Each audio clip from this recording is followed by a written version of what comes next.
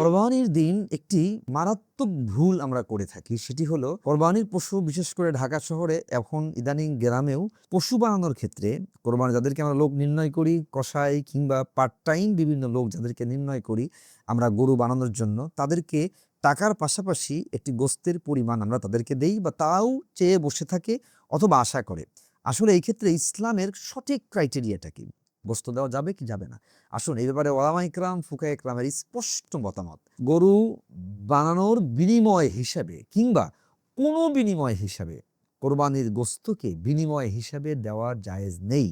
মানে হলো, আপনি কাগজ দিয়ে গোস্ত গরু বানাচ্ছেন, তাকে আপনি বিনিময় হিসাবে গোস্ত দিলে কোরবানি পর্যন্ত হবে কি হবে না সন্দেহ হয়ে যাবে আপনার, এবং সেটা কোনোভাবে জায়েজ নেই। আপনার বাসায় একজন রান্না করে, রান্না করার বিনিময়ে কোরবানির গোস্ত দিচ্ছেন, জায়েজ নেই। কোনো বিনিময় হিসাবে কোরবানির গোস্ত জায়েজ নেই। সো হ্যাঁ, আপনি আগে তার সাথে টাকার চুক্তি করে নেন। যেমন ফর এক্সাম্পল, আপনার গরু বানিয়ে দিবে, আপনি ৫,০০০ টাকা দিবেন তাকে।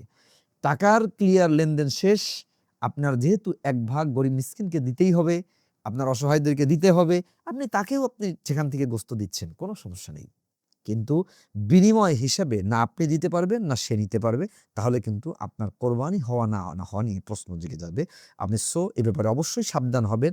কাউকে, আপনার বাসার কোনো নির্দিষ্ট কর্মচারী, অনির্দিষ্ট কর্মচারী অথবা আপনার কোরবানির পশু বানানোর যেই কসাই কিংবা কোনো লোক, কাউকে বিনিময় হিসাবে গোস্ত দেওয়া জায়েজ নেই, দেওয়া যাবে না।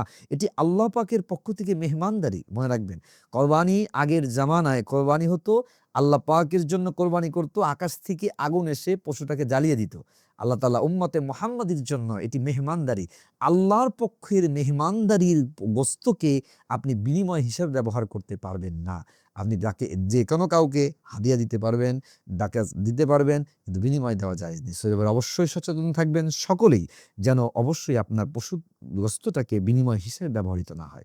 আসুন আমরা সকলেই বিষয়টা জানি, ভিডিওগুলো শেয়ার করে সকলকেই জানার এবং দেখার সুযোগ করে দিই। আসসালামু আলাইকুম ওয়া রাহমাতুল্লাহ।